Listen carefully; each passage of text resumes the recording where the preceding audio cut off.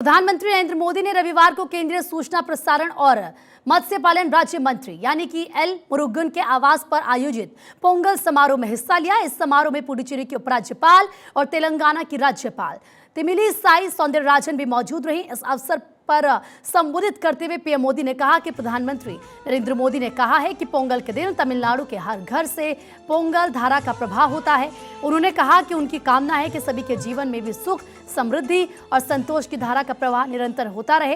दरअसल पोंगल पर्व में ताजी फसल को भगवान के चरणों में समर्पित करने की परंपरा है और इस पूरे उत्सव को परंपरा के केंद्र में हमारे अन्नदाता किसान रहते हैं। भारत हर त्योहार किसी न किसी रूप में गांव, किसानी और फसल से जुड़ा होता है। इस दौरान पीएम मोदी ने एक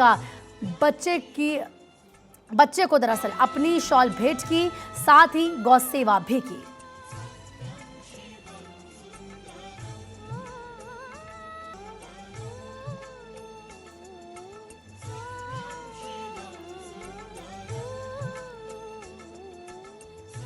तो दो तस्वीरें आपकी टीवी स्क्रीन पर है। पोंगल के जश्न में शामिल हुए प्रधानमंत्री नरेंद्र मोदी और इस बच्ची को प्रधानमंत्री ने अपनी शॉल भेंट की, वो तस्वीर भी आपको दिखाई है।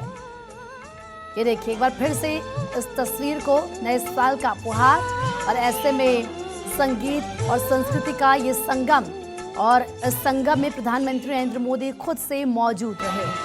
अगर हम इसको ऐसे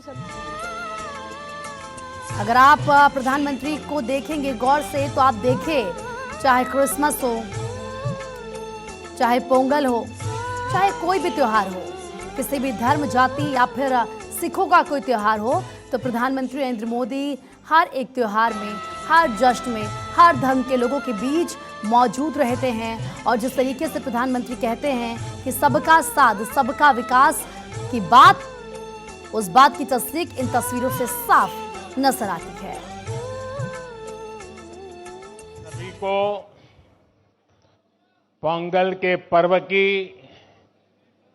अनेक अनेक शुभकामनाएं।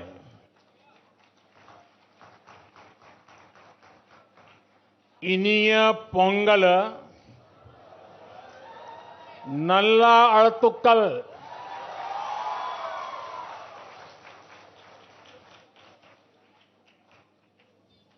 पोंगल के पवित्र दिन तमिलनाडु के हर घर से पोंगल धारा का प्रवाह होता है। मेरी कामना है उसी तरह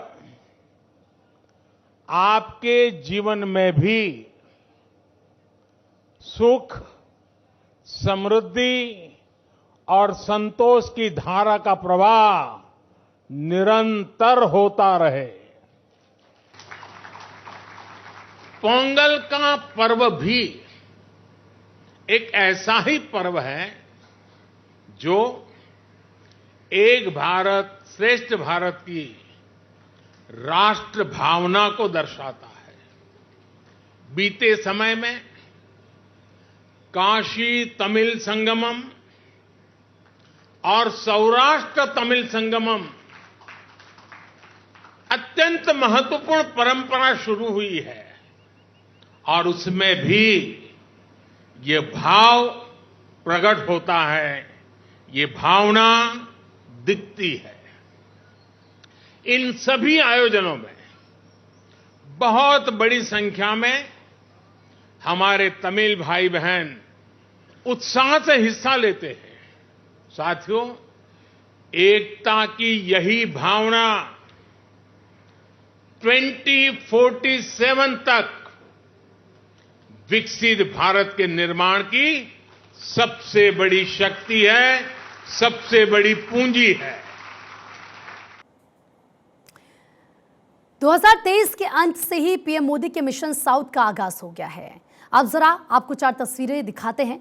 पीएम मोदी हाल ही में केरल और लक्षद्वीप के दौरे पर गए थे। तस्वीर आप देखें, केरल के त्रिशूर में पीएम मोदी का रोड शो था। इस रोड शो को लेकर वहां के लोगों का उत्साह देखते ही बन रहा था।